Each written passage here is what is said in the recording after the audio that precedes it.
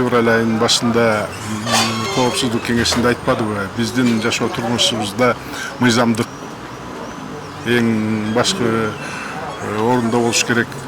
Коом акыйкаттуулуктун, калыстыктын, чындыктын негизинде жашаш керек деп айтпадыбы. Биз ошого абдан терең ишенип, ошого үмүт кылганбыз.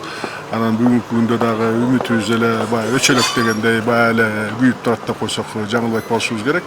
Бирок негедир ушу сот процесстерин жүрүшү жана ошо саясий куугунтукка алынып аткан адамдардын сот процесстерин жүрүшү негедир акыйкаттыктын, калыстуулуктун, мыйзамдыктын келгенин кабар кылган жок. Анткени канчалар мына бүгүнкү күнгө карата баягы сот чечимдери күчүнө калтырылып эле баягы саясий туткундар камакта калып атышат. Менин оюмча тиги Сооронбай Жээнбеков калыстык болсун, мыйзамдык болсун, акыйкаттык, чындык болсун деп айтты.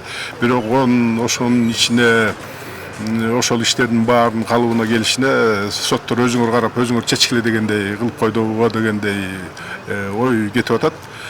Анткени эгерде президент ошого киришип айткандан кийин ошо калыстык, акыйкатсыздык, калыстуулук, акыйкаттуулук күчүнө келе турган болсо, баары мыйзам чегинде чечиле турган болсо, көп нерселер башка чечим чыгат эле деп ойлойбуз да.